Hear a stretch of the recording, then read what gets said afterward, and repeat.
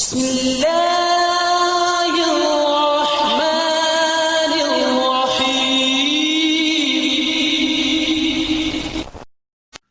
محترم ناظرین و سامعین، السلام علیکم ورحمۃ اللہ وبرکاتہ۔ لک الحمد یا اللہ، الصلاۃ والسلام علیک یا رسول اللہ۔ اما بعد فاعوذ باللہ من الشیطان الرجیم، بسم اللہ الرحمن الرحیم۔ آج کی گفتگو ظلم کے تعلق سے ہونا ہے۔ اگر کوئی ایک عام انسان پر ظلم کرتا ہے تو یہ بھی بہت بری بات ہے، مگر ایک بادشاہ اگر اپنی رعایا پر ظلم کرتا ہے تو یہ نہایت ہی بہت بری بات ہے، اور اس سے صرف وہ برباد نہیں ہوتا۔ جب رعایا پریشان ہوگی تو بادشاہت رعایا سے ہی چلتی ہے۔ جب رعایا پریشان ہوگی تو بادشاہ خود ایک دن آئے گا کہ وہ بھی پریشان ہو جائے گا، وہ بھی ویران ہو جائے گا۔ تو ظلم کسی پر بھی کرنا اچھا نہیں ہے۔ عبد الملک بن مروان کو ایک رات نیند نہیں آئی۔ اس نے اپنے قصہ کو درباری کو بلایا اور کہا کہ کوئی کہانی سناؤ۔ قصہ گو نے عرض کیا، آج ایک انوکھی کہانی سناؤں گا، اور پھر بیان کرنا شروع کیا کہ ایک بچڑے کا الو تھا اور ایک موصل کا الو۔ تو ایک دن موصل کے الو نے بچڑے کے الو سے کہا کہ وہ اپنی بیٹی اس کے بیٹے سے بیاہ دے، اس کی شادی کر دے۔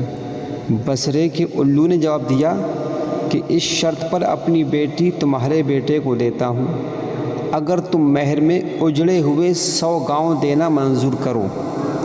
مہر میں کیا دینا منظور کرو؟ 100 اجڑے ہوئے گاؤں۔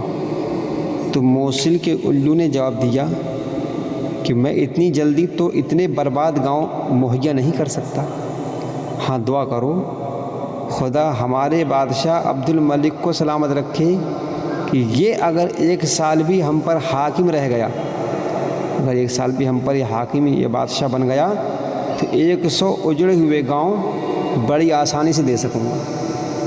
یعنی وہ اتنا ظالم بادشاہ تھا، ظلم کرتا تھا کہ اگر یہ رہ گیا تو میں بڑی آسانی سے 100 اجڑے ہوئے گاؤں دے سکوں گا۔ عبد الملک یہ سن کر چونکا اور سمجھ گیا، اور اسی وقت اپنے مظالم سے باز رہنے کا عہد کر لیا۔ اللہ اکبر۔ تو اس حکایت سے ہمیں سبق یہ ملتا ہے، ظلم کرنے سے ملک ویران ہو جاتا ہے، اس لیے ظلم و ستم سے باز رہنا چاہیے، اور خاص طور سے اس کو جو حاکم ہو اس کو ظلم سے باز رہنا چاہیے، ورنہ ملک ویران ہو جائے گا۔ تو اللہ تعالی ہمیں عادل حاکم عطا فرمائے اور ظالم حاکموں سے ہمیں نجات عطا فرمائے۔ اللہ تبارک و تعالی ہم پر اپنا خاص فضل و کرم فرمائے۔ مجھے امید ہے کہ آپ کو یہ بات سمجھ میں آ گئی ہوگی کہ ظالم بادشاہ کا اثر ملک پر کیسا پڑتا ہے اور عادل بادشاہ کا اثر اچھا پڑتا ہے۔ تو اللہ تبارک و تعالی ہمیں عادل حاکم عطا فرمائے۔ پھر انشاءاللہ ملاقات ہوگی ایک نئی ویڈیو کے ساتھ، تب تک کے لیے خدا حافظ۔